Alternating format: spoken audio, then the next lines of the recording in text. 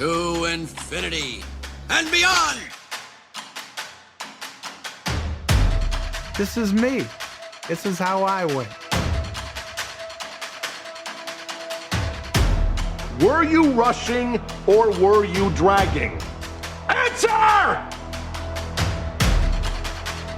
You're a wizard, Harry.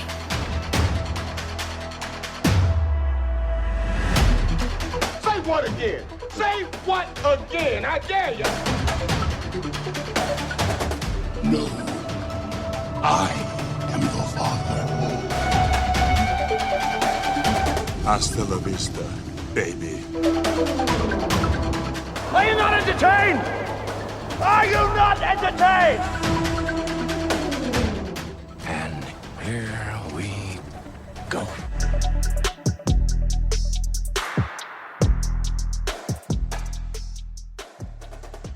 Hello, everyone. Welcome back inside the film room. Zach Goins here with Johnny Sobchak for what is bound to be another fantastic episode of Inside the Film Room. Johnny, my friend, how are you doing today?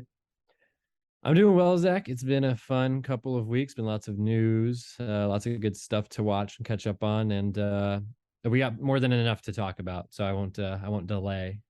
That we do, because we had a little delay getting this second part out, because as promised last time that we were chatting with you all, we were talking about Film Fest 919, talking about some of our movies that we saw there. This is now part 2 of our Film Fest 919 coverage. We're going to be talking about the second half of those movies that we saw. We've got 6 different titles that we're going to be discussing. So like Johnny said, a lot to talk about and a lot of fun news to catch up on. It's been a while since we've talked about news, so a couple older things that we want to discuss, but should be a good one. Johnny, it's been like maybe a week and a half, 2 weeks since our last podcast. So what's been going on in your world? What have we been watching lately? Yeah, so not a ton as far as like I don't know. It feels like over the last couple of weeks it's been like fairly spread out for me. I haven't been Agreed.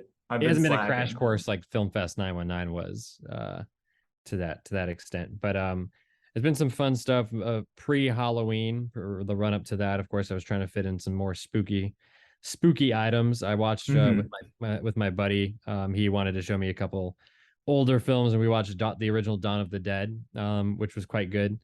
And then he showed me Killer Clowns from Outer Space as well, which is like kind of a cult, like really like hammy, like campy like film from the 80s, and it was not good, but it was an enjoyable, like kind of like fun like movie to watch. And then I also snuck in the original Dracula from 1931, actually, with Bela Lugosi's Dracula, the iconic Universal Pictures movie monster. And then actually, while he was showing me that stuff, I got him to finally watch Barbarian because he hadn't seen it yet.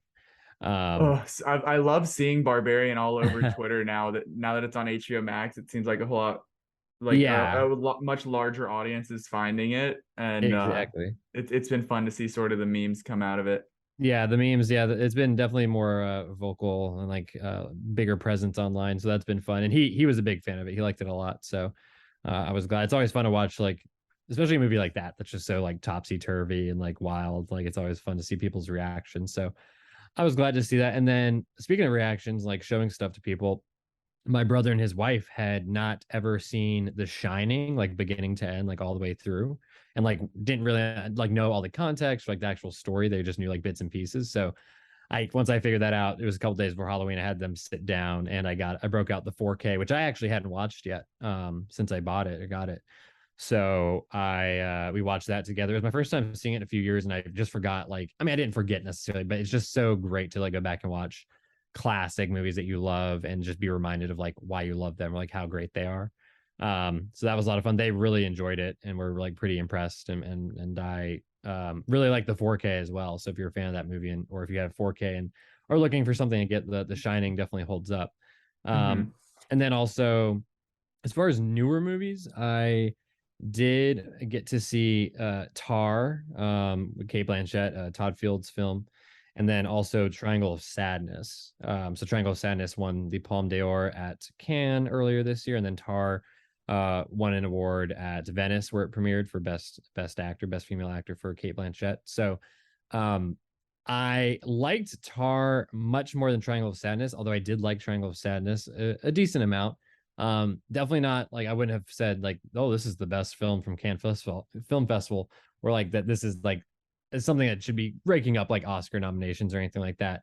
But it was a fun enough time. It's very unsubtle. It's very like hitting you over the head with all of its like commentary and satire, and it's just kind of a fun, like bombastic type of movie, almost like it's basically a comedy. So my girlfriend and I had a little date night to go see that, and we both enjoyed it pretty well. But Tar, I gotta say real quick before I wrap up here, Tar is probably the best movie I've seen all year. New movie from 2022. I think it was. I'm still like thinking about it and processing it, like about a week, over a week removed from it. So it's in fairly limited release, I believe. But if you get a chance, I saw it at an AMC theater in my town. So if you are near one, like take a look, see if it's available near you. If not, if you're not lucky enough for that, then of course wait for digital and that sort of thing. It is just, I'm not going to get into all the details because I'll just go on and on. But Cate Blanchett is phenomenal. Best performance of the entire year from any actor, I think. I absolutely was mesmerized by her. I was also mesmerized by Todd Field's direction. His screenplay is so rich and has so much detail, and he just creates such like a lived-in story. I there had been a lot of hyperbole and like a lot of praise for this movie, one of the best reviewed films of the entire year, and I think it actually did live up to the hype for me, gratefully. So definitely give that a look, and I'll be voting on that, I'm sure, come voting time, and I hope it gets good awards recognition across the board. But other than the movies, I also got caught up on Atlanta season 4. It is the fourth and final season on FX. You can also catch it on Hulu. I think I was kind of propping this show up earlier in the year, like as it was getting ready, and season 3 came out earlier in the year as well. But this season has been just like vintage Atlanta, very funny. Is it over or is it still running? The series finale is this coming Thursday night, I believe. So gotcha. I'll be trying to watch that live. I'll try to rush home from work to check it out. But yeah, really, really excited. And well, I'm more like bummed out and kind of like sad than excited, I would say. But I think it's a good time for the show to end. And again, it's one of the best shows really I think I've ever watched and like really been a fan of from beginning to end, because I've watched it all the way from the series premiere to now, and I haven't really done that with very many shows. So yeah, I highly recommend it if you haven't seen it yet.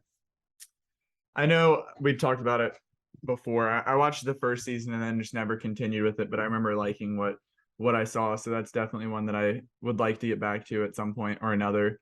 Yeah. But it's funny that you mentioned when you were talking about The Shining, you know, just like revisiting classic films like around Halloween and just like seeing what really like holds up. And you know, I did the same when I rewatched Hubie Halloween on Halloween with yes. Rebecca. You know, a cinematic masterpiece such as that, The Sandman at his best, Uncut Gems, vintage Netflix right there. This is one of those movies that I back when it came out in 2020, I was like very anti it, but then like I watched it. Well, just because like I've always been like, I've never really found Adam Sandler to be funny. Like that style of humor has never been like very funny to me. Yeah. But then like after the Uncut Gems wave, I was like, screw it, we'll watch it. It looks silly. And it was like, it's one of the rare exceptions to his movies where like it knows how dumb it's being and how silly it's being, almost to like a self-aware like meta sense. And so I think it like leans into that enough to where it works for me. So this is the second time I'd seen it. I watched it, like I said, back in 2020 when it first released, and still thought it was, I'm obviously joking about a cinematic masterpiece, but it's enjoyable, it's cute, it's funny. Rebecca liked it. So that was a good time rewatching that. Also rewatched just last night Black Panther, the first movie, to get ready for our screening this week and the premiere of Wakanda Forever. So I had to get back in the mindset there. I'm not going to go the full, you know, watch Civil War, watch Black Panther, watch Infinity War, watch Endgame. You know, I'm not going to do all of the steps of the character, but I think that was a good one just to get back to Wakanda and ready for that. So still holds up, still one of my favorites for the MCU as a whole. So hopefully this is the final chapter in phase 4, Johnny, as the TV shows and the films wrap up. Wakanda Forever will end that. So interesting to see, very up and down from everything that we've gotten since, I guess since No Way, or what, Far From Home ended phase 3, I believe. Yeah. So that's true. we'll see if they can stick the landing here. I wouldn't really anticipate this to be much of like a, interconnected universe. When we like end these big the phases and stuff, it's always like setting up what's next and connecting things and all that. But this very much seems to be, with the exception of like introducing Namor as like a villain, Namor, however you say it, like, and that tribe of people. I don't think that this is going to be like, there's no cameos per se or like interconnectivity with the other stuff, which I'm totally fine with. So it'll be interesting to see how they handle just like the closing of the phase. So that's later this week. We'll be reviewing that as well on the podcast later this week. But that was all I did on the movie front. Been rewatching stuff on the TV side as well. I know I'd mentioned a couple weeks ago that I had screeners for Mythic Quest season 3 and had checked some of those out. I watched the first 2 and then decided I wanted to go back. Rebecca thought it was funny enough, just as she was like in the room. So went back and have been watching it from the start with her. Just rewatched season 1. If anybody hasn't watched it on Apple, if you're looking for something new, it's very funny. It's the same people who make Always Sunny, if you're into that kind of humor, but super funny show. Very smart. And rewatch season 1, currently rewatching season 2. I believe season 3 comes out this Friday, with the first 2 episodes on Apple. So we'll be watching those. Hopefully I can get Rebecca caught up fully by then, but if not, by the next week of the show. So that's been a good time, just revisiting that, getting up to speed. And then a little bit of Star Wars action. Andor continues to impress weekly. I want to say we're on episode 8 maybe, of the season.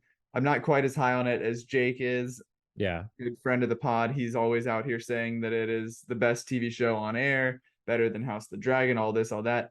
But I will say I was like lukewarm. I enjoyed it, but wasn't like crazy about it the first couple episodes. But the last few have been really, really solid. And it's doing a lot of cool stuff that I think you would even appreciate, even not being like a Star Wars nut. But it's like looking at the like obviously it's in the Star Wars universe, but a lot of the stuff we heard from the start was like, you don't need to know Star Wars for this, but it's doing a lot of like the fascism and governmental oppression and like the prison industrial complex, like looking at a lot of like very real world stuff through the lens of like these characters, and it doesn't feel like forced Star Wars like wokeness or something like that.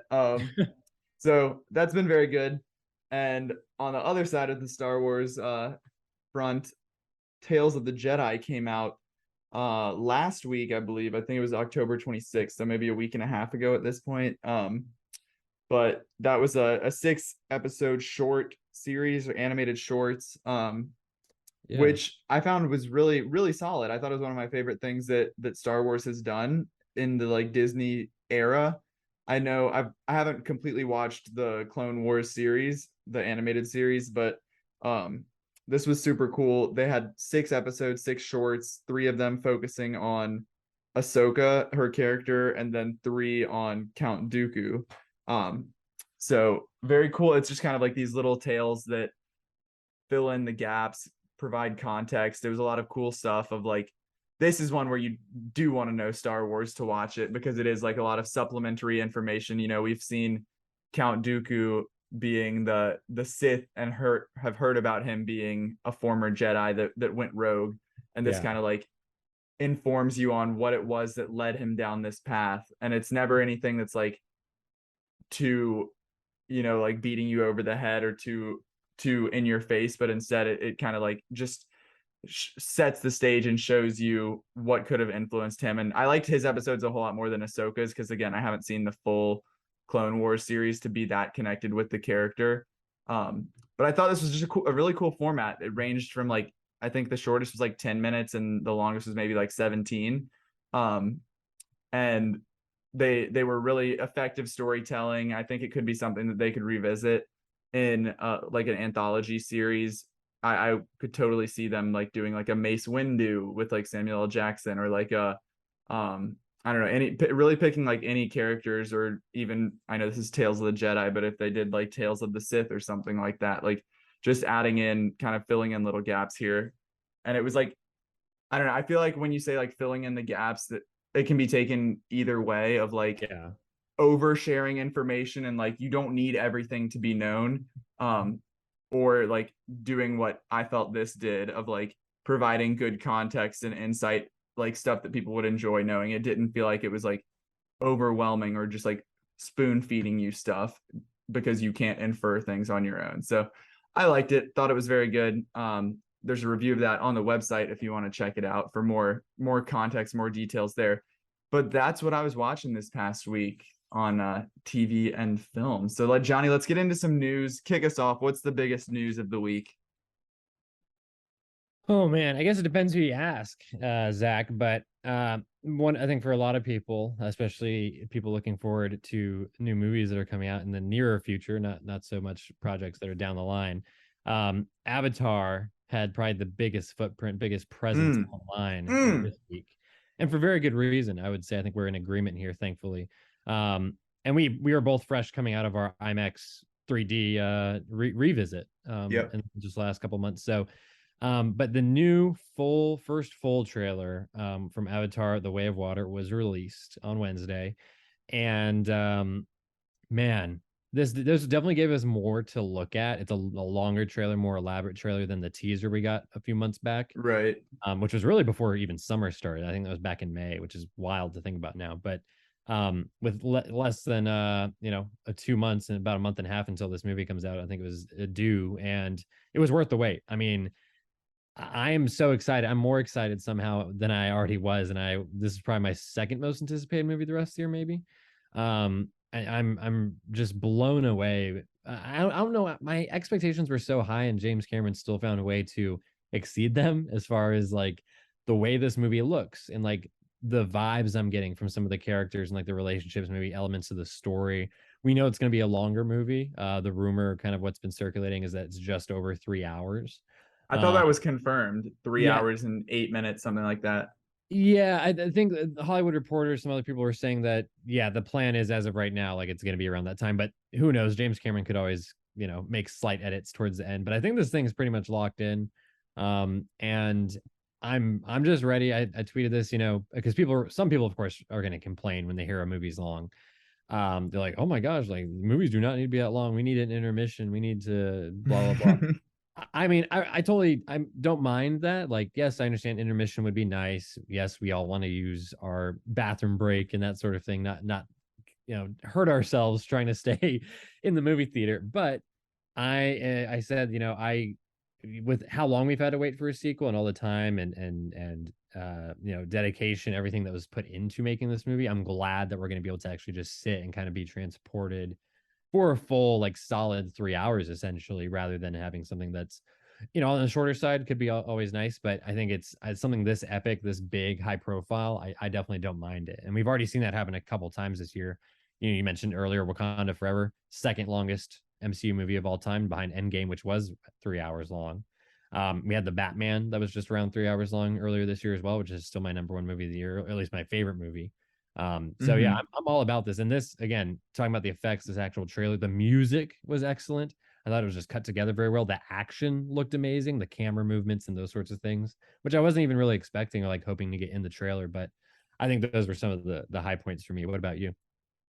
Yeah, I think this, again, we talked about this when we talked about the re-release. Like, this is a movie that I was never like, I enjoyed it, I kind of forgot about it, and then didn't really revisit it until now. But like after that re-release, after seeing this trailer, like I'm extremely excited for this movie. Yeah. But really just I feel like I still don't know what this is about, and I'm totally okay with that. Like we there's Right. so much going on in this trailer. Like you said, it's a longer trailer.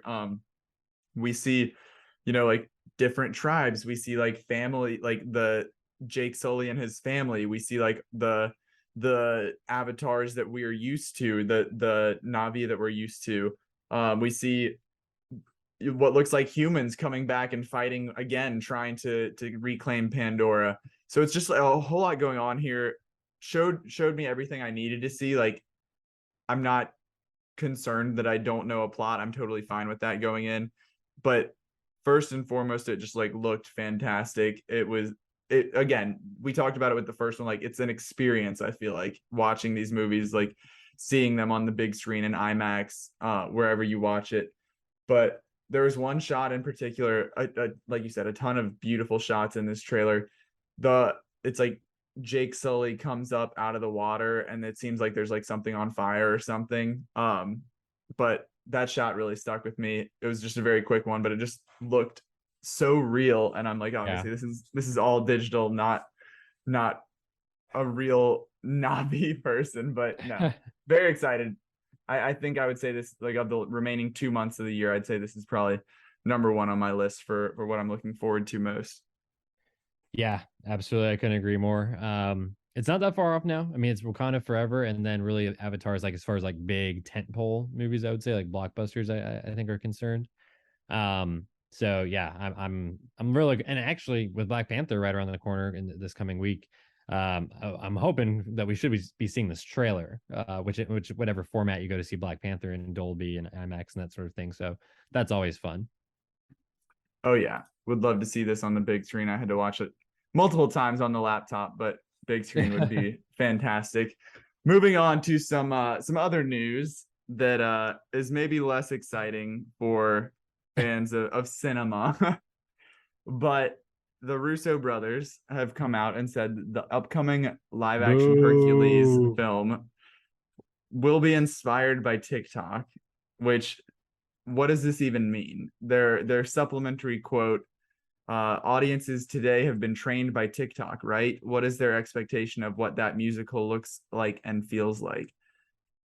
I still don't really, that quote did not enhance my understanding of this. I don't know what it's gonna, is there gonna be like a trending dance or something? I can't imagine that this whole movie is gonna be a 9:16 like vertical ratio. Like, this is absurd to say. I feel like I'm mostly upset just because, like, I have long been a proponent of Hercules being the best like original animated Disney movie. Like, it's my favorite one. It has the best music. I'm sorry, Lion King. So when this news first came out, I remember like sharing my fan casting on TikTok, no less. So very interesting connection there. But now to hear this news and see that this is gonna be experimental or something. I think they used that word when they were describing it. Like, just make a good live action Hercules movie if you're gonna do it. Like, don't ruin it with this nonsense. I don't know. What's your take, Johnny? Yeah, so truth be told, I gotta admit, I've never actually seen Hercules. Wow, devastating. But I'll add it to the list. I mean, the Russos, they've said and done a lot of questionable things over the recent years, post Endgame, I would say. And even when they were in the MCU, they would always make really weird allusions or comparisons of their work to other cinematic works or other influences, that sort of thing. The less I say, the better, I feel like, almost, about this, because I don't really have anything nice to say. We'll see. Keep an open mind.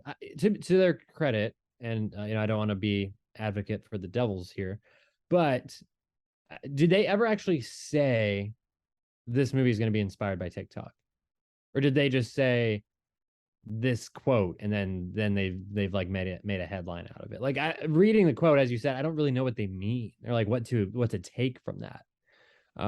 So hopefully not much. Hopefully it's just kind of I don't know, maybe just trying to get their heads around like what people might want to see from a live action Hercules, like as far as like the style. I don't know. I just don't know what the hell that means, honestly. I'm not big on TikTok. I don't have a TikTok, like you do. So I mean, maybe you have more. Right. No, I love TikTok as like a form of entertainment, like mindless scrolling, like when I'm laying in bed or something. But like, I don't need to see that on the big screen, especially with like a classic Disney adaptation. This is from the Variety article. Not a quote. This is just the text. Russo says the live action Hercules will also be a musical and share the original's unconventional approach. Quote, there are questions about how you translate it as a musical. Audiences today have been trained by TikTok, right? What is their expectation of what that musical looks like and feels like? That can be a lot of fun and help us push the boundaries a little bit on how you execute a modern musical. So it sounds like you said, they didn't say, they like implied the TikTok connection, I guess. It's saying like Yeah. TikTok is a modern form of music with like trending sounds and dancing and I guess all of that, and that they're using that to inform how they're going to create a modernized Hercules musical, Yeah. I guess. Which I saw one tweet about it. I can't remember who it was. It was one of the like film people. But it was talking about how like the original Hercules, like animated Hercules in the 90s was inspired by like athlete marketing, because there's a lot of stuff about like Yes. Hercules Yeah. being signed like as an athlete and with merch and with shoes and with like promos and all of this stuff as like a superstar athlete, because that was like a big trend in the 90s. So that Yeah. like it could be something similar to that here with like a TikTok social media at like esque vibe, but still not necessarily like, I feel like we get so much social media just in general. Like I don't need to see a whole movie about it, especially again, a classic Disney movie. So I'm still very skeptical here, but we'll see. Yeah. Yeah. No, I hear you on all that. And also, yeah, they're not directing this movie, is my understanding. They're just producing. I don't think there is a director attached yet. Correct me if I'm wrong, but I um, believe it's Guy Ritchie. oh my God. Okay. All right. Yep, it's Guy Ritchie after he did Aladdin. All right, everyone, pack it up. This any hope should be left. Abandon all hope, ye who enter here. Yeah. I mean, none of these live action adaptations are any good anyway. So why are we trying to expect that this will be, right? I mean, there have been Right. some, I wouldn't say, let's see. I know I have a letterbox list somewhere I mean, I'm fond of of Cinderella, but outside of that, I feel like they're all just very much a downgrade from the original.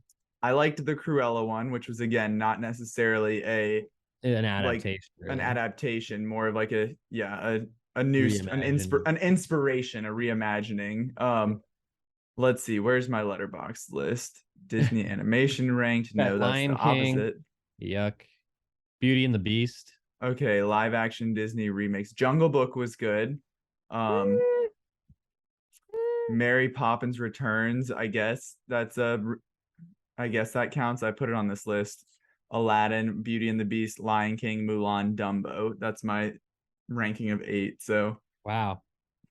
I See, have a lot not of, seen. and also a lot of these I haven't even bothered watching. So, Yeah, my disclaimer at the top is I have not seen Alice in Wonderland, Maleficent, Cinderella, Pete's Dragon, Alice Through the Looking Glass, Christopher Robin, Maleficent, Mistress of Evil, or Lady and the Tramp.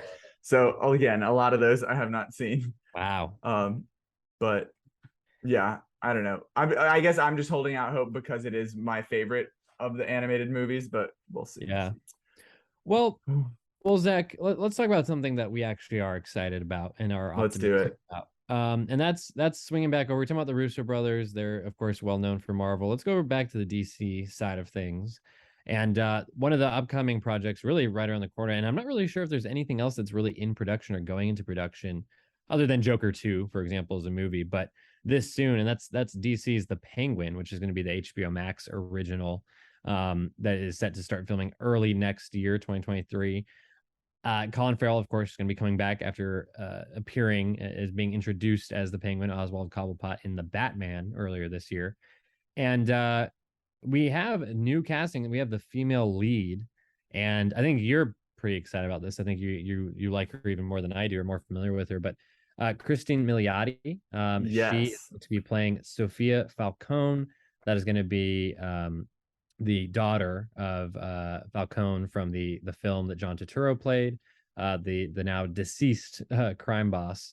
And it sounds like, based on the little tag we got in the report, it sounds like the show is going to be kind of focusing on a power struggle, which was alluded to really at the end of the Batman, power struggle that may take place between Colin Farrell's Penguin and then her Miliotti's Sophia Falcone. So That is, I think, a really good choice. I do like her a lot. I haven't seen her in a whole lot, as I mentioned, but I liked her a lot. I think mostly in Palm Springs, is that Hmm. right? Which was a really Yep. fun rom com. I think she was good. I also saw her in Black Mirror a few years ago, Yep. and that episode, which was really fun. So I think that this is a good choice. I think it's pretty inspired. I am intrigued by the little plot subplot. Sounds like we're main plot we're going to be getting with this. And so I'll be very curious to see kind of what direction. I'm not super familiar with this character from the comics by any means, so I'm just curious to see kind of how they interpret it. And I think it's also interesting that they are going to go with such a major like female presence in the show, like having his daughter. I mean, he has multiple daughters. It seems like we know that, of course, Catwoman, Selena Kyle, Zoe Right. Kraft's character is also a daughter. So that's kind of interesting to think about, like in this universe that those two are related.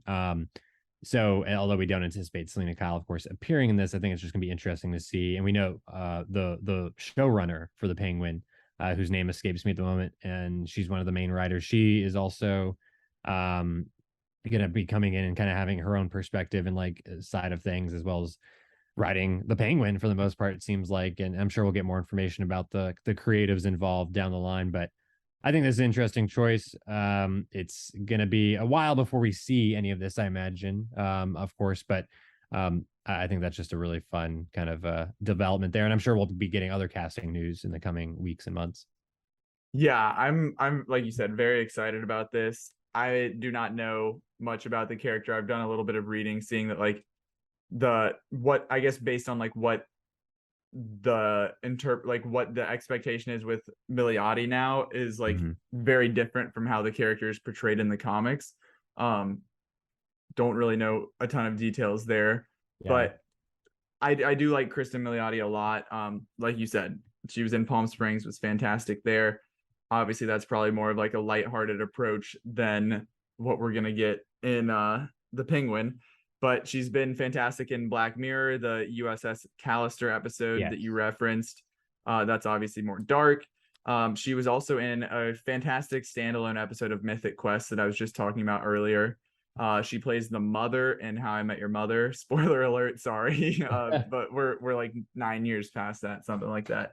Um, so yeah, I have been a fan of her for a while. She's also in very briefly in Wolf of Wall Street as Jordan Belfort's Yes. original wife. Yeah. Good Um, job. so she's been one. I grew very attached to her Is just she gonna because of have that New my York accent, Zach? That's a key. I hope not. We'll see. But Gotham, I don't know. Gotham is New York, basically, so we'll see.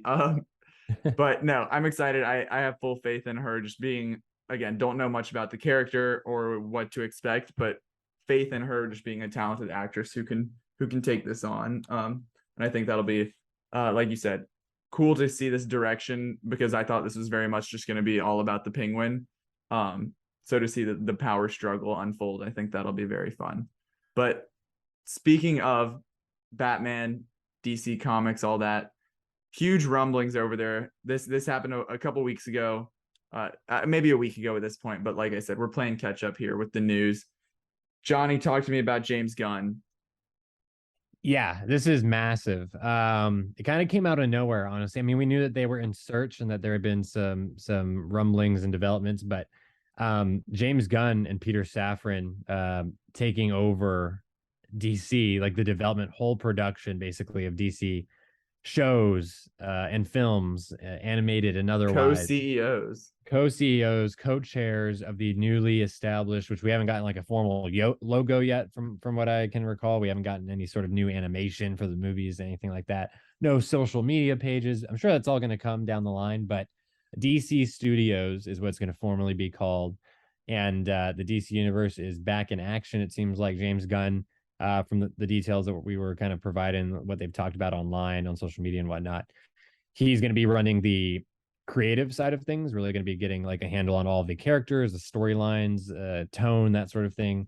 And then on the business side, the production side, Peter Safran, who's a major producer in the industry, been like in there for years, worked with James Wan a lot on his horror films. He also was a producer on Aquaman. He's a producer on Aquaman 2 as well. Also a producer on Shazam, and I believe going to be a producer on Shazam. And he was also a producer on the Suicide Squad, which was, of course, with James Gunn. and they seem to do a really good job. Of course, I love that movie, so I quite like that they collaborate on that and seem to be taking over. I think other than the Batman, that's my favorite DC movie of the last 10 plus years, probably. So all that is to say, I think this is an amazing choice. It's going to be for at least 4 years. I think that's the initial deal, is going to take them through to the end of 2026, most likely. And so it seems like they are going to be fully trusted with these films, these characters, and like what we know as the DCEU, quote unquote, with Jason Momoa as Aquaman, Harley Quinn with Gal Gadot, or not Gal Gadot, but Margot Robbie, Gal Gadot as Wonder Woman, all these other characters. Henry Cavill also, we should probably mention this. He is coming back officially as Superman. He said that very explicitly in interviews. Shout out The Rock, baby. On social media, The Rock kind of got him back into the fold. And it seems like I imagine James Gunn and him will be having some very interesting conversations. But yeah, and he also even tweeted today. I mean, he's been pretty active. He said, "Hey, we're moving forward. We're looking to create like one of the greatest, biggest stories ever told with this universe, and there's gonna have to be a lot of reshuffling. I would imagine a lot of different creative voices being brought in, new actors, new writers and directors, and that sort of thing. But there's a lot of potential, and I am. This is the most excited I think I've been since Matt Reeves got hired to do the Batman, which was years ago at this point, about 5 years ago. So, yeah, very, very good development, I would say, for DC and Warner Brothers.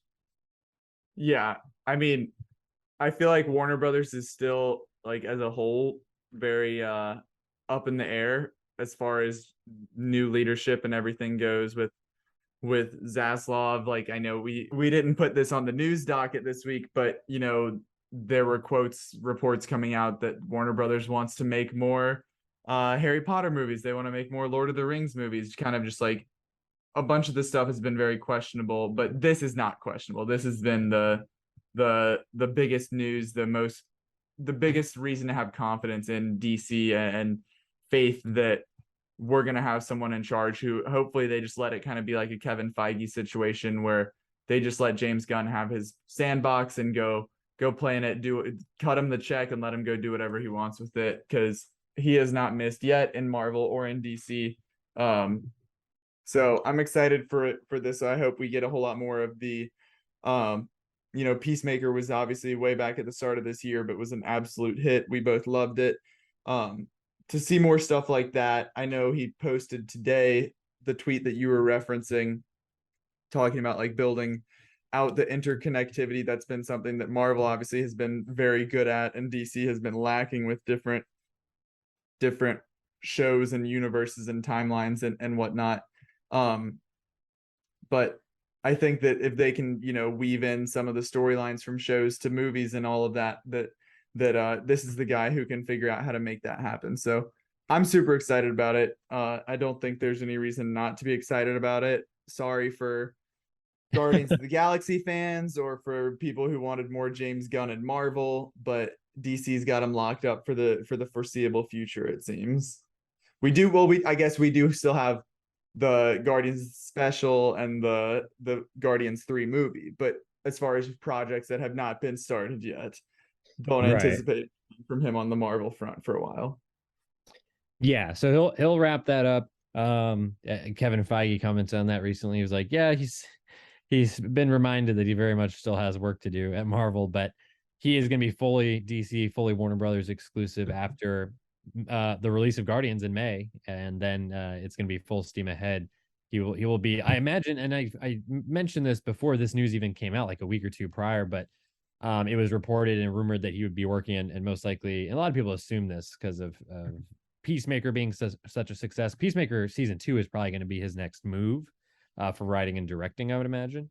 But I think that we will get an actual DC movie from him in the next few years, while he's kind of I would imagine they want to get their shiny new toy and have him in action, show him off as soon as possible. So that sounds right to me as well. So I'll be looking forward to that. I'm just a big fan of James Gunn. Like, he has won me over. I wasn't like as hype on Guardians of the Galaxy 8 years ago as everyone else was at the time, but Volume 2 I thought was even better than the first movie. Suicide Squad, like I mentioned, I love. Peacemaker I thought was great. So I'm all for this, and I already know, like, one of the key things, the last thing I'll say is were very explicit, him and Safran, in the press release, their statement saying, we want to bring in the best in the entire world as far as talent, actors, writers, directors, etc.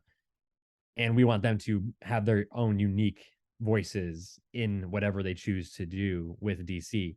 And I think that's the main thing. And I think that's something that they are very much going to emphasize, is having unique stories, unique tones, unique characters, not having everything feel so uniform and predictable and the same, like we have seen with the MCU, which has been probably its right, greatest critique. right. That's I was about to say before you did. That's obviously been an issue with the MCU. Something that we don't need two MCUs happening simultaneously. We want DC and Marvel to both be successful. Like, people get into the DC versus Marvel, but like in reality, we should just want both of them to be good so we can have as much stuff to enjoy as possible, right? Like, so Right. we don't want DC to be the same as Marvel or Marvel to be the same as DC. We want them to each be different. And so, like you said, that's been an issue with Marvel, of like kind of the cookie cutter stuff. We've obviously talked about it a ton. But for James Gunn, he's been one of those few on the Marvel side who has stood out from the cookie cutter formula. He knows how to do it. So to have him in charge of DC and say that that's his vision, I 100% believe that that's something that he can get done. Yeah. Yeah, absolutely. I think, and that's the other thing too, is like him and Safran, I think, have so much like clout, for lack of a better term, that I feel like they can not only have that independence and influence over the entire universe at large, but also attract talent and bring in people. I mean, just look at the cast that he got for the Suicide Squad as an example. I think it's just going to be a really fun like few years, and it's a lot of unknowns. Like I said, a lot of unpredictability. It's not guaranteed to be good or great, but I think the potential, like the upside and the ceiling, is pretty massive. So very, very excited about all that. And we know I'm also, with last you. thing is kind of as an aside, is Joker is not going to be interfered with or like affected by this. The Batman with Matt Reeves and the Penguin, the shows he's doing, those aren't going to be affected. Those are going to be kind of their own Elseworld kind of things, it seems like, and they're really going to fixate on doing like a mainline universe, and I think that's what they're going to be looking forward. So very, very exciting, especially as a DC fan that's been hoping for something more cohesive and consistent, especially. But And we can thank The Rock for all of it. Oh, he had been warning us that absolutely. the hierarchy of power was about to change. We thought he was talking about Black Adam, but he knew he was talking about James Gunn. I'd be very curious to know if like James Gunn and Dwayne Johnson have even spoken to each other before. I would imagine Dwayne probably would have had some inkling at least that this was happening, but yeah, I'll be curious to see how he factors in and his influence and whatnot as well going forward. But a last quick news story for today, just brief here. But we definitely want to hype up and get more eyeballs and ears on Severance, because I feel like it's one of the most overlooked shows of the entire year, really. And Severance season 2 has officially started filming, and with that, we got a new edition of the cast, a whole short list here of folks. The two that stick out the most, I would say, are going to be Gwendolyn Christie, of course, from Game of Thrones and Star Wars fame, and then Aaliyah Shawkat, who most people are probably going to know from Arrested Development. And there's a whole list of other people: Bob Babylon, Merritt Weaver, Robbie Benson, Stefano Carante, John Noble, who most people will remember or recognize from playing Denethor in the Lord of the Rings movies. So I'm excited to see more of him. And then Olafur Dari Olafsson. So what do you think about? I mean, I think that it's going to be kind of interesting to see like what roles these folks take. Like, are they employees? Are they like the people in control, like the antagonists? Or are they new people? Are there people that have been there a while? Are they outside? Are they not even employees? And I think that's going to be a fun kind of thing to see how that plays out. I think Gwendolyn Christie, I could definitely see her as like a Patricia Arquette like style role. Maybe not exactly the same, but I could definitely see her as like an authority figure. And then Aaliyah Shawkat, I think that she seems like a no-brainer, as like a new kind of primary female character like within The Office. So I don't know. Well, that remains to be seen, of course, but I'm excited. What do you think? Are you surprised at all that they got, like, I mean, Gwendolyn Christie is like a pretty big name, like a pretty recognizable adding her to the show. I mean, who knows? She could be here for just one season or maybe a longer term thing. I think that's like the fun part that you can't really predict. Yeah, I mean, for her specifically, like obviously we all know and love Brienne of Tarth from Game of Thrones, and then she was very underused in the Star Wars trilogy as Captain Phasma. So excited to see her. Those are the two biggest things that I know her from, but excited to see her hopefully have a large part in Severance. I'm very excited about this. This has been my prior to House of the Dragon had been my favorite show of the year. Like you said, more people need to see it. It's fantastic. But I feel like my biggest reaction to this is that it's a lot of people. Right. Because we had like the core four of the workers within the office, and then a couple of people like higher ups in the office, a couple of people on the outside. But to add 2, 4, 6, 8 characters or 8 actors here, which again, not all of them are going to be huge characters, I would imagine, but still, like that seems big to me, and I'm curious to see like how this is going to continue to grow into season 2, because everything is so like everything is so severed, from the inside and outside. People are isolated. There's not like large big scenes where there's multiple characters interacting, because everyone is so separate. So I'm very excited. I'm gonna be very upset if we get Severance season 2 before we get Ted Lasso season 3. But at this point, you'd never know. Who knows? They're just starting filming. Lasso's still filming. We'll see. But I believe in the Apple TV Plus supremacy, so I'm here for it. Yeah, absolutely. I think the last thing is, who knows when we're going to see this? Maybe late next year. If maybe that's too optimistic. But I'm definitely dying to like get some more Severance, because I think that still might be my top show of the year. Honestly, I think it was just a pitch perfect like first season. So really, really excited, and I'm glad that they're moving forward. There's a season 2. They're actually filming it, and there's going to be some really cool new cast members involved. Well, Johnny, shall we get down to business on the big screen? Let's get it. Let's crush 919 once and for all, and talk Put it about to bed. how great it was. Alrighty, Film Fest 919 Part 2. If you didn't listen to the last part, you missed out on a couple reviews.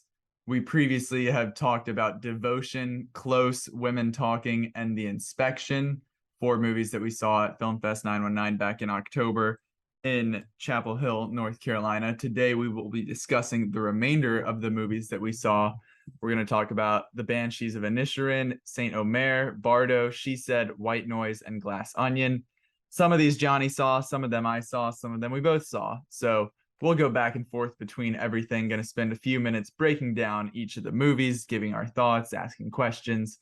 Some of these are out there for you to see. Some of them are yet to be released. So if it's yet to be released, we'll keep it spoiler free. But let's get started. Johnny, kick us off with one of your favorites of the year so far. Yes, The Banshees of Inisherin. I did a full written review on this. You can find it on the Inside the Film Room website, and on my Twitter, I posted it last week. This is now I did see this at the film festival. I was the only one of us to see it at the film festival, but you have seen it. Is that? I have not seen it. I have What? not. I was supposed to. This was one prior to the film festival. They had a screening in Raleigh for it, and I was supposed to go, or I was planning to go, and then like work, life, all this stuff happened. Wasn't able to go, and I had already submitted my 919 form, and you were covering it, so I was like, rather than doubling up, I'll go see something else. So I have not seen it yet. I know it's in theaters now, so anybody else who hasn't seen it, let's go see it. Johnny, feel free. I edited your review, so I know the ins and outs of the movie, so no need to hold back on my behalf. Well, I guess I'll just have to gush about it on my own. But this is again one of the best reviewed films of the year, I would say, up to this point.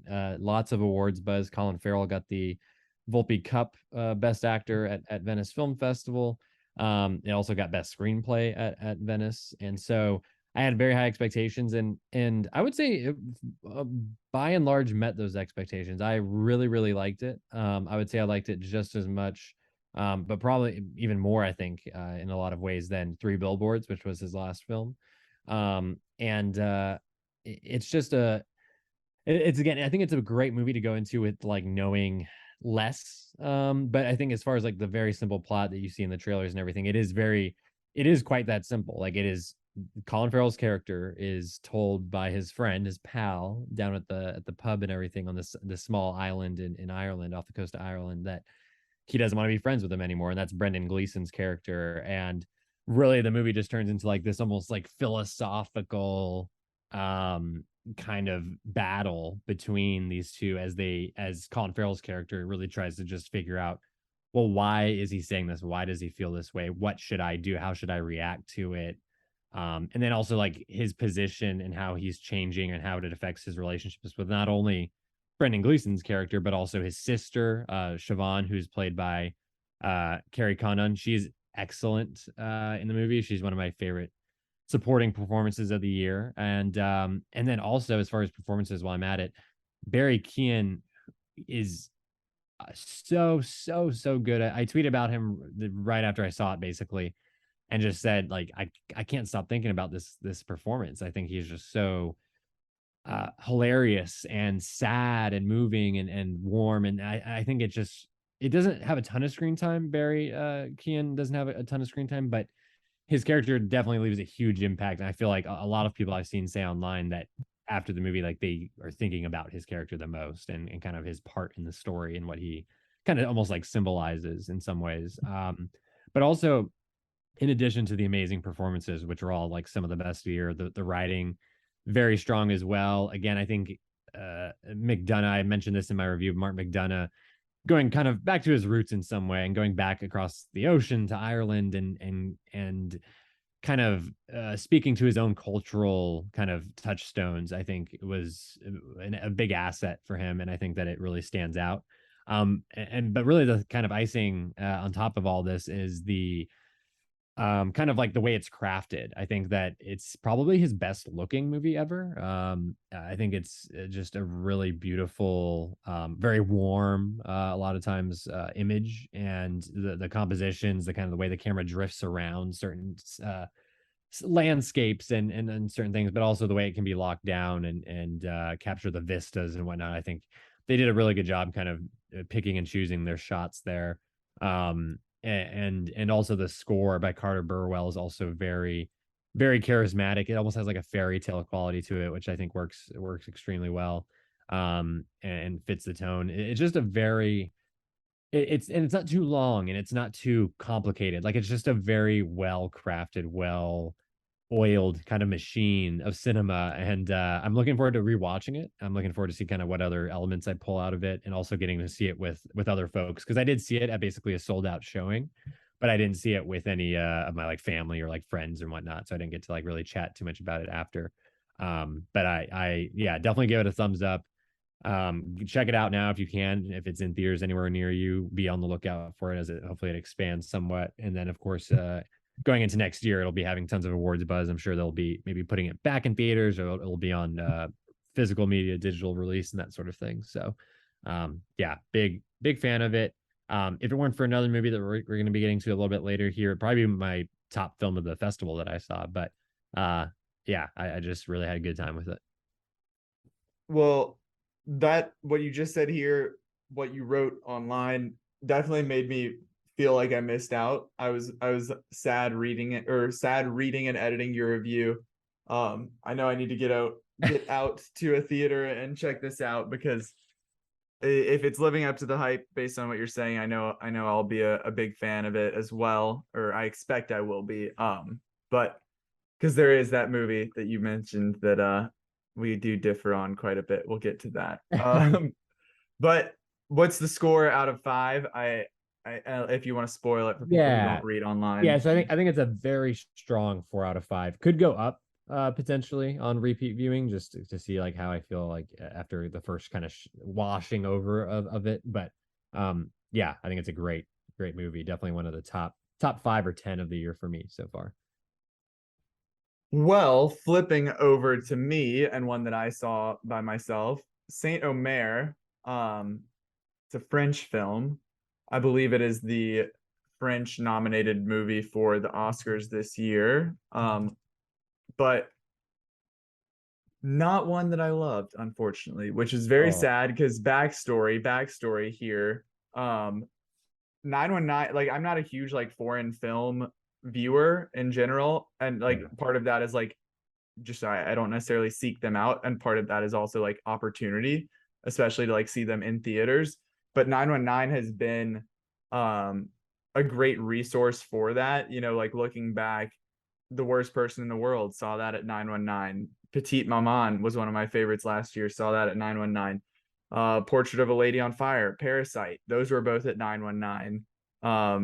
Roma was an American film, but it was in Spanish, so saw that at 919. Like so when I was picking out my movies that I wanted to see for this year, I was like, okay, I want to at least get like one foreign movie in here. I know you talked about Close, which is one that I really Yeah. wanted to see but couldn't make it work with the schedule. That was on last week's podcast. But so I got Saint Omer in here. And I feel like it was just plain for me, I guess. It's a very like it's a courtroom drama. Basically there's a woman, story of two women. One of them is the one on trial, accused of killing her 15-month-old daughter by abandoning her on a beach and letting the rising tide take her away. And then another woman who is an author, a novelist, and she's like sitting in on the court watching it and kind of becomes enthralled by the testimonies and the story and everything. And it's just like there are two stories. But for me, um I don't know, it just didn't like the stories never connected enough between the two of them. The woman, the author who is watching, she is pregnant, and so it's kind of like this connection of like her fears as a mother and like what this woman went through, and Mm. like the reasoning of like why she did this, and all of that. But I don't know, it was very slow and drawn out. The performances were fantastic. I can totally give them that. I give this 2 out of 5 stars, and those 2 stars were because of the performances. But I just kind of it felt too drawn out. A lot of it was it felt like we were like rehashing things over and over. Like we would talk about one part and then like something else would happen, and then we'd go back and talk about the same thing over again versus like a story that like kept moving forward. So that definitely messed with the pacing for me. Um, and then there were also like flashback elements incorporated and just kind of like almost like these like vision elements, and it just that part just did not work for me. So I was not really a fan of this. Oh. Just too slow for me. It was a bummer. I really wanted to have that standout foreign film once again because, like I said, last year, Worst Person in the World and Oh, Petite yeah. Maman were both fantastic. And obviously we had, like I said, Parasite, Portrait of a Lady on Fire, Roma, all of these great movies. So bit of a bummer here, but that was Saint Omer. Yeah. That was one I was peeking at. I thought about sneaking it in, saw if I could work it in my schedule, but ultimately opted not to, just because I was kind of prioritizing some other stuff. So yeah, sounds like I think maybe I would like it. It still sounds like could be interesting, but yeah, I feel like that one's one that I'll have to catch up on later. But you were talking about kind of wanting to find like something like as far as like international feature, like non-English language film, like something that would be resonant. And as you mentioned last year, there were some like big highlights. With The Worst Person in the World, of course, probably being my absolute favorite, and then Petite Maman also being quite good. But Close, as I mentioned last episode, I really liked. I was a big fan of that. But I also was looking at Bardo, which is Alejandro Gonzalez Iñárritu's new film, following 6 years after The Revenant, when he won Best Director 2 years in a row, and of course he won Best Picture with Birdman. So people have been keeping an eye on him, been looking to see what he was going to do next. There've been rumblings, rumors, reports, and finally Bardo is out. Now it premiered at Venice, and it had a fairly mixed response, I would say, like almost down the middle. And the main thing that some people were saying was that it was too self-indulgent, maybe too long. It was close to 3 hours. But following the screenings there, he also had screenings at Telluride, I believe, maybe other places. There has been some editing. They cut out maybe around 20 minutes. And I'm not sure if there have been other changes necessarily made. Maybe they added a scene back in or something. But I kind of had that expectation. I'm not like crazy about Birdman. I'm not crazy about The Revenant, but I do respect and kind of like some of the stuff he goes for and how it's quite different. There's always some sort of angle that he has. Like at least he has like a voice or like is trying to say something, whether or not you like it or agree with it. And so I was curious and cautiously optimistic going into Bardo, and it's definitely kind of a meandering. It's close to 2.5 hours. Kind of, it's hard to describe. It's like almost like a surrealist kind of epic, and maybe admired it in some places more than I like loved it.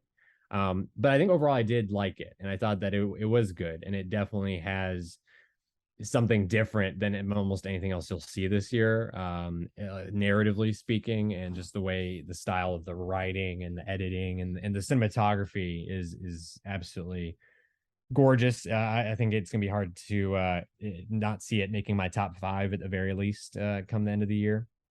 And Darius Kanji's work there, and then I thought the lead performance was quite good as well. The whole cast I think was just like pretty strong.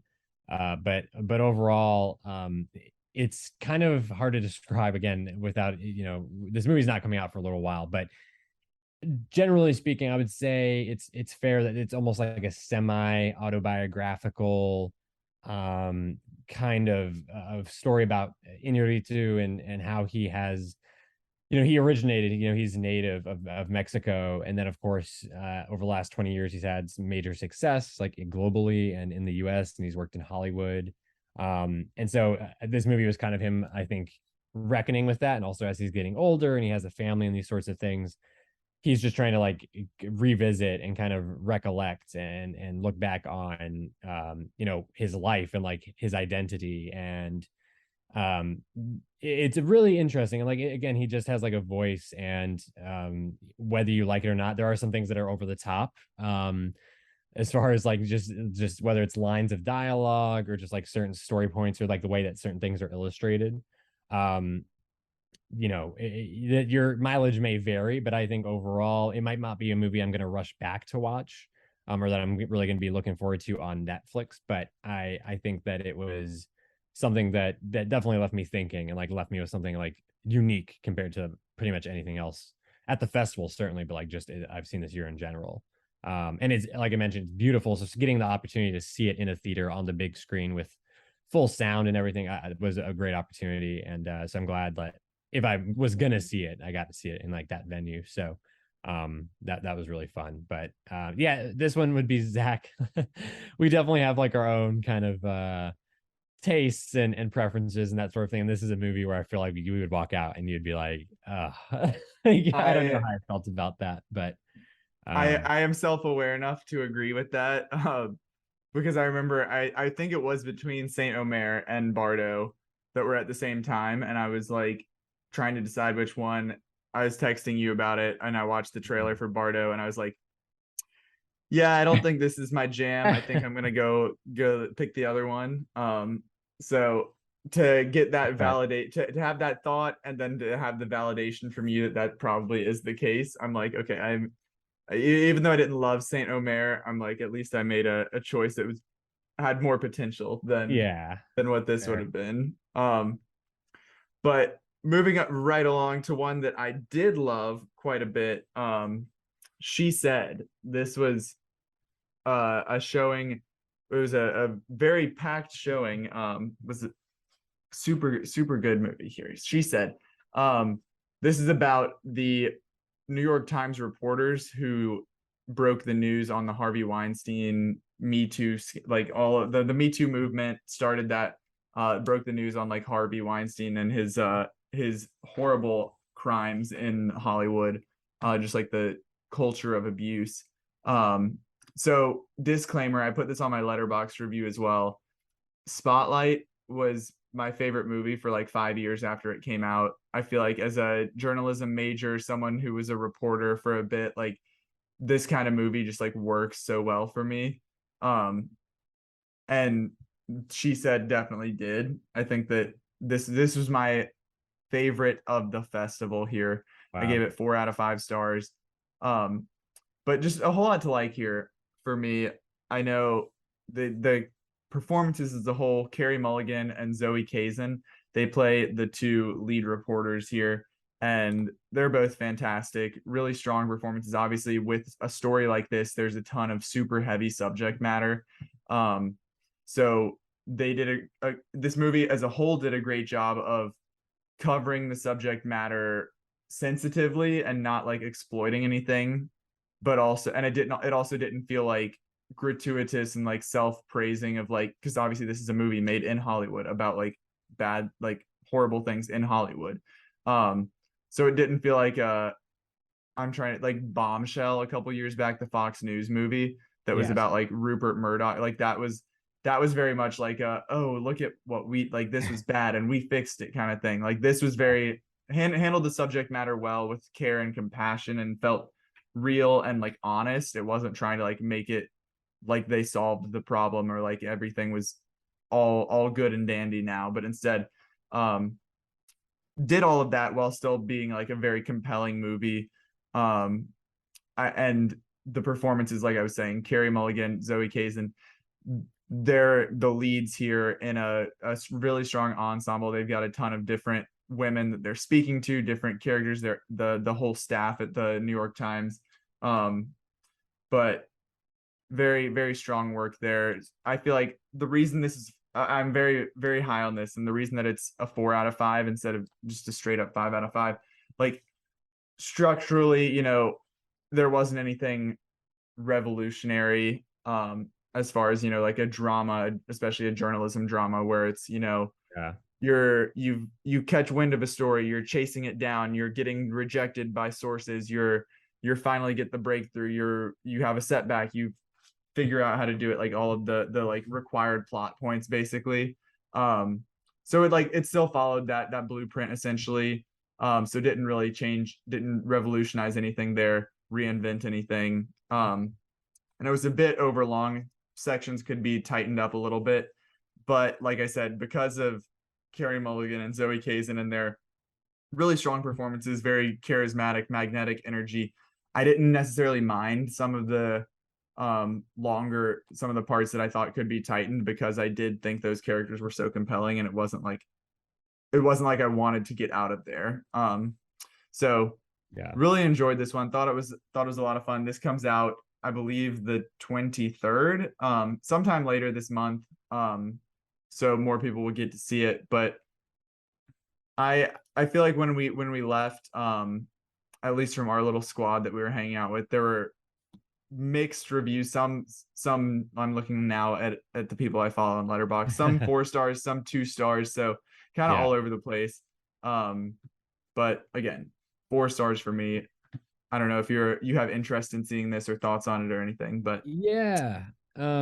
Yeah, this was not one that was like top priority for me by any means for the festival, but yeah, I'm just like a little, not like skeptical, but like I'm curious to see like how they tackled that source, like I don't even want to say source material, but like that story, like that true narrative of how this all played out with Harvey Weinstein being like exposed and how they were able to like accomplish that, which obviously is like a seismic event and like very important, obviously. But I'm just wondering, like, in your review definitely gives me like some optimism, because it sounds like you definitely enjoyed it and thought it was good. So yeah, again, that might be one that I catch later on in the year as far as like maybe screeners or something. But yeah, I'm curious, and I'm also curious about its awards prospects, because it's not one that seems like tip top of the discussion or conversation, but could be one that sneaks in, whether it's in it's around for like adapted screenplay or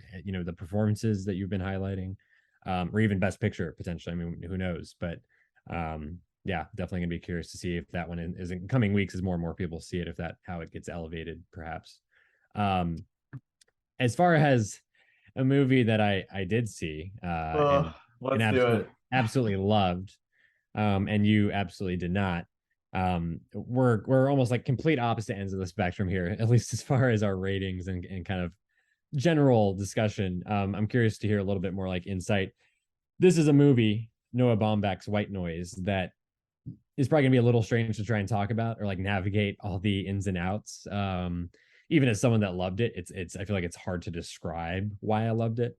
But I'll definitely do my best. But I'm also curious to see like what you pinpoint exactly as to like why you really did not seem to like enjoy this movie very much, which isn't out on Netflix until the very end of the year, like around New Year's, I think.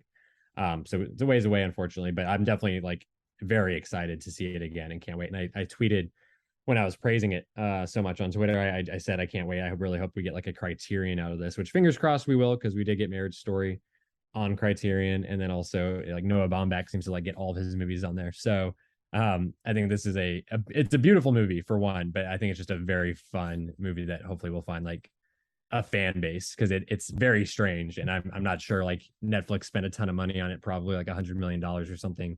Very curious to see what the streaming numbers, if any, that we get on it, and just how people receive it, like in general. Yeah, this is a no from me, Johnny. This I was fighting for my life in this movie. First of all, it was the fourth movie of four on like Yeah, I'm curious how much of an impact this like the circumstance had on it, because it was the fourth movie of four on yeah, Saturday. It was it started at 9 o'clock, I believe, something like that. So it had been a long day. I was tired, but also this movie was not helping me at all. Um, it's just let me read the little synopsis here to give some sort of context. Jack Gladney, professor of Hitler studies at the college on the hill, husband to Babette and father to 4 children and stepchildren, is torn asunder by a chemical spill from a rail car that releases an airborne toxic event, forcing Jack to confront his biggest fear, his own mortality. This, like, my review, well, all I put on Letterboxd was never let him know your next move, the movie, because that's what this felt like. You know, like the meme format where you're just doing the most random thing possible. That was what this felt like to me. I don't know. The only other Noah Baumbach movie that I have seen is Marriage Story, so I don't know. Like, yeah, that was all I had to go off of. That's very much like a straightforward drama, like very realistic, not, you know, this whatever you would call this surrealism, I guess. yeah. Absurd. So yeah, so I don't know like if his other movies, like if I was just misinformed as to what to expect here, if the other movies maybe play more into this. Yeah, no, I think you're right in your feeling about it, because his other movies, like I think this is a very big. I haven't seen his other films either outside of Marriage Story, but from what I understand, like this is a very big departure, stylistically, I feel like in some ways, but also just like his style of writing. It's an adaptation, and I'm not sure if he's like done any adaptations before. He's usually known for like his original like work. But I think, yeah, I think he definitely had like a big task trying to take whatever the book looks like, which I'm curious to see. I kind of want to read it I now. can't imagine having to read that, but like the way that the movie is just all over the place, like I can't imagine it being in the written word either. It was very chaotic, and not like we talked, I mentioned Uncut Gems way back at the start of the episode. It's not like Yeah, chaotic in that sense of like just people talking on top of each other. It's just like the story is all over the place, which is part of like why it didn't work for me, just because I don't know. We were talking about it afterwards, like in our group message. Our yeah, friend Josh, who is very much like he had a very good way of putting it. He did not see the movie, but Johnny came out with rave reviews. I came out with my reviews, and Josh was like, I feel like Zach and I have a very particular type of movie that we are like very opposed on. And I was like, yes, I agree, and this is 100% that movie. I know yeah, someone when we were like discussing it afterwards mentioned I'm thinking of Ending Things, like Charlie yes, Kaufman as like yeah, as a parallel here, and that's obviously one that you and I have talked about on this podcast and reviewed, and it was the same sort of like split decision of like me not caring for it at all and you being all about it. So Yeah.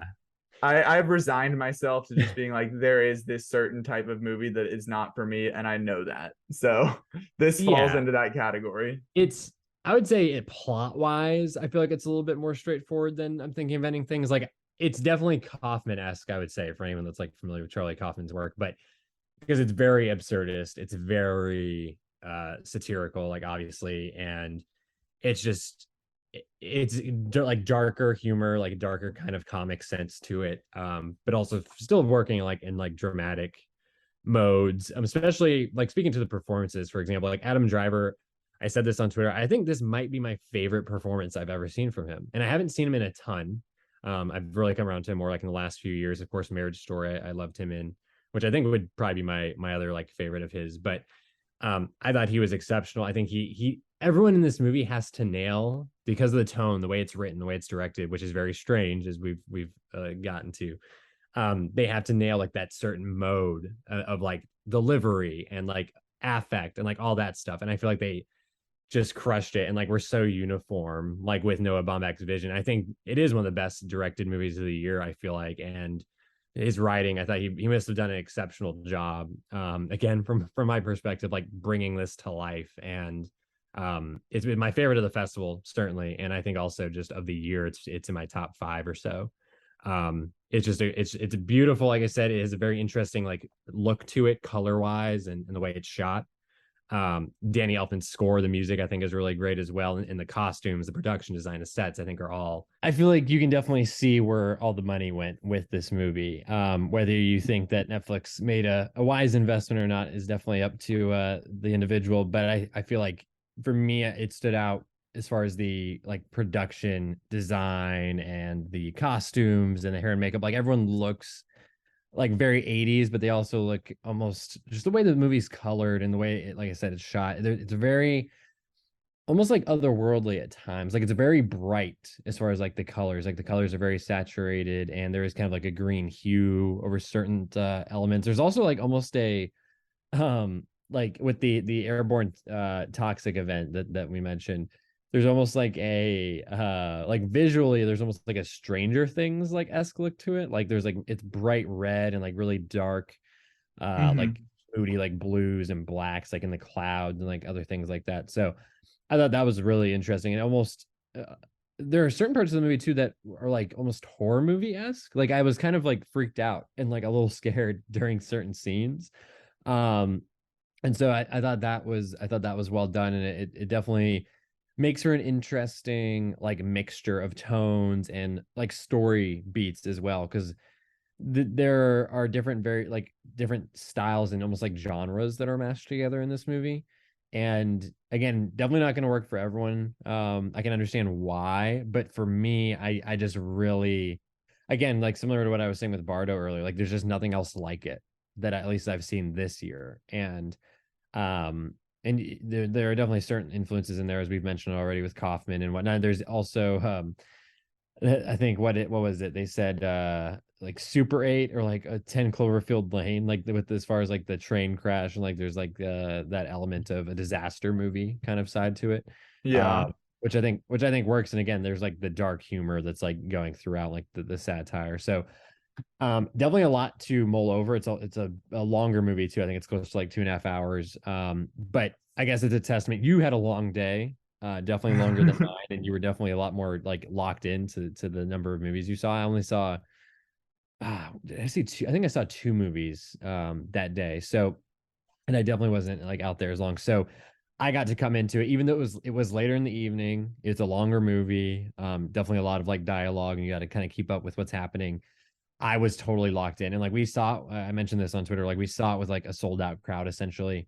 I'm sure there are more people like you, Zach, that like were not as moved certainly and intrigued by anything that was going on, but I thought just the energy was great. Again, seeing it on the big screen, and I just thought that it really kind of was like a fun, almost like midnight movie style like experience. So really had a great time with it. Really curious to see how it holds up outside of the theater, outside of that, again, kind of environment.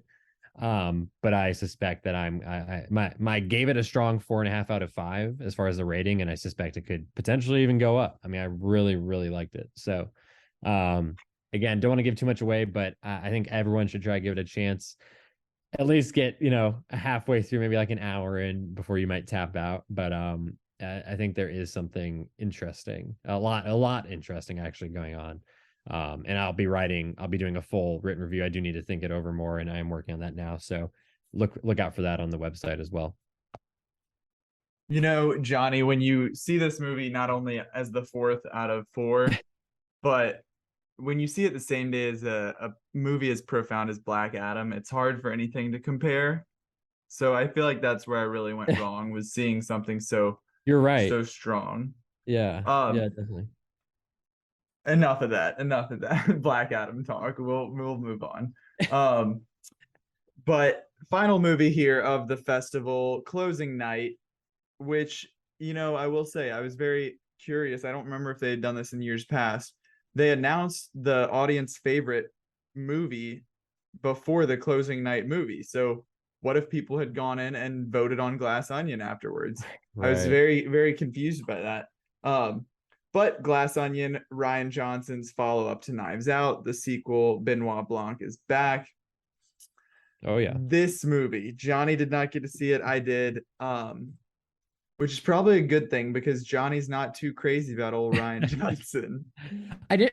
It's not even just Rian Johnson, which I'm not a fan of, I'll admit, but I was not taken with Knives Out like everyone else was. I was not overwhelmed with Knives Out fever. I was definitely critical of it in the theater when it came out. I was not crazy about it, and I feel like I have not watched it since in the last 3 years, and I have not been compelled to like go back and rewatch it. I'm open to watching Glass Onion. I like a good mystery. So I'm not like anti the franchise, but I'm curious, and I wasn't like crazy. Obviously, I didn't see it. I wasn't like really amped to go and make it like a priority. But yeah, I'm curious to see like more of your experience with it. Well, Johnny, here was the experience. I liked this quite a bit. I'm seeing a lot of currently it's at a 4.1 on Letterboxd. From our crew of people who were at 919, I'm seeing a lot of 4s, a 5, couple 3.5. So seem to be pretty well received overall. I gave this a 4 out of 5. Not sure just off the bat. I still think I prefer the original. But I feel like this more than lived up to the hype, people wanting more Benoit Blanc, more of the same style of mystery and whimsy and all of that goes into these movies.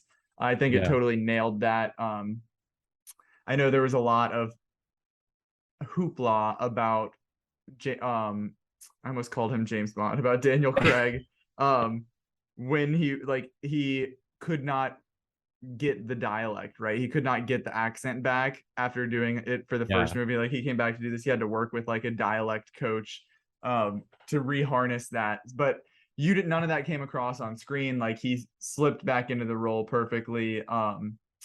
And the cast itself, like, obviously was very hyped up, following in the footsteps of that first movie. I feel like this cast definitely lived up to the hype as well. Janelle Monáe is fantastic as the new, I guess, I can't give anything away, but she's definitely like the biggest she's definitely like the biggest player as far as the ensemble goes, but everybody has their moments to shine.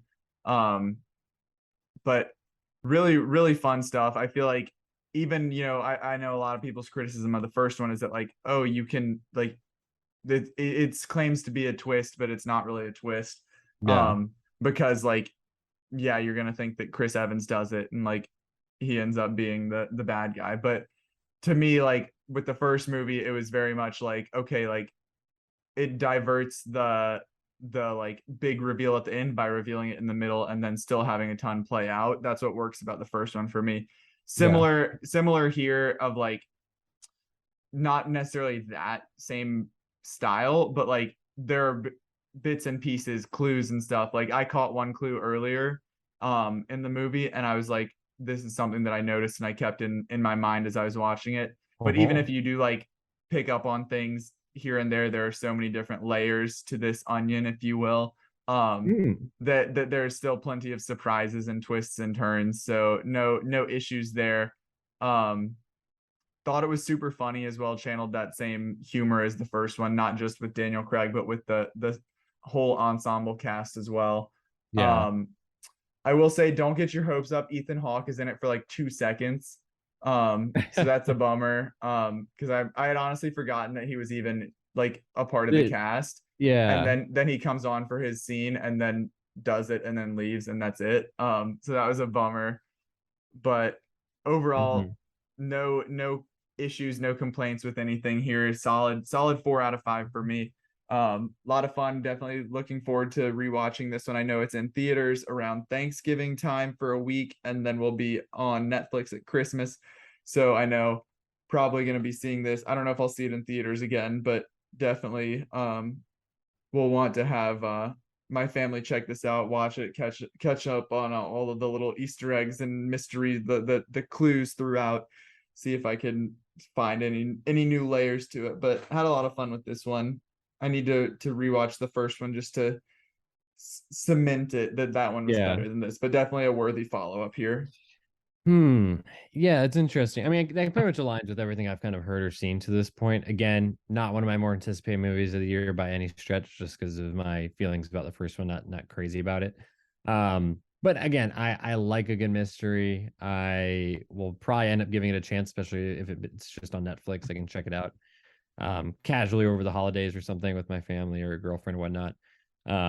But yeah, it's interesting. I am a little concerned because you didn't like it as much as the first one. Maybe that means that I would like this one more. Well, than I loved the first one. So I still like, definitely, like, obviously I gave this a 4 out of 5, 84 out of 100. Like, I enjoyed this a whole lot. I just really like the first one. It was one of my favorites back in 2019. So I feel like it says more about the first one than it does about this one. Yeah, fair. Yeah, so I'm curious, like, again, because it's a mystery, especially, I'm kind of, if I'm gonna watch it, I want to go in fairly blind or kind of like in the dark. So be curious to see if and when I watch it, like, kind of what my feelings are. It doesn't seem necessarily like it'll be a huge awards contender. Like, Knives Out got nominated for best original screenplay at the Oscars. That was really the only place where it like made any noise. People were kind of speculating, could this be a best picture like nominee? Could it be, supporting performance could get nominated, or production design, these other things? I feel like it's not that level of like hyper excitement. Like, it's not a Top Gun Maverick sort of situation as far as sequels go. So that remains to be seen. But yeah, I mean, for nothing else, it could be just a fun time. And I'm curious, after this comes out and after it, I'm sure it'll be huge for Netflix. I have no doubt. I'm curious to see how quickly we hear about the next one, or like when the rumblings of the cast for that, or like the story, or that all these other things are going to come into play. Because I'm sure Ryan Johnson's already working on it. If not already, he might already have a couple scripts knocked out. Who knows? But I'm glad. I think it would have been a fun time just to go see it like with a crowd and have that like energy. But yeah, I'm glad you enjoyed it. We'll have to catch it on the tube. Yeah, I mean, definitely, especially after seeing the first one. I know this is a bummer, like seeing the first one in a full packed auditorium, Yeah. and like having that energy. And then I know, like, it was a bummer when Netflix purchased these and it was like, okay, well, now this is going to be a streaming movie. But to get to see it on the big screen, I would definitely recommend it for anyone who's interested during that limited window. Hey. Oh yeah, I forgot. Well, I guess I hadn't really forgotten, but like, I'll be curious. Definitely gonna look around if I can see it in theater. Maybe I'll go out of my way. But yeah, it's definitely gonna be strange for people that saw it. Probably it made a killing at the box office, and that's how this whole deal came together. And then now it's not even gonna really be in theaters, at least as expanded as it had been like with the first movie. But Well, there you have it, 919 in the books. I know I mentioned it earlier. She Said was my favorite movie of the festival. Johnny, White Noise, correct? That's the winner. yes, absolutely. More power to you, buddy. But that is 919 in the books. That is this episode as well. Thank you all for tuning in. Thank you for listening week in and week out. We would not be here and able to do this without all of your support. Absolutely. Thank you all for staying tuned, keeping up with us as we have our kind of unorthodox schedule. But to keep up, make sure you stay on top of all the new episodes, all the new reviews and other items that we have coming at you. Follow on Twitter, follow on Instagram, like us on Facebook, and subscribe on YouTube. All those accounts can be found at Inside Film Room. And while you're at it, be sure to subscribe to our newsletter and subscribe, rate, and review wherever you get your podcasts. We're on Apple, Stitcher, Spotify, Google, Amazon, iHeartRadio, YouTube, anywhere you can get a podcast. We are there. And come back not next week, but later this week, because we're coming at you with an early episode for Black Panther Wakanda Forever, coming this Friday. We will see you then.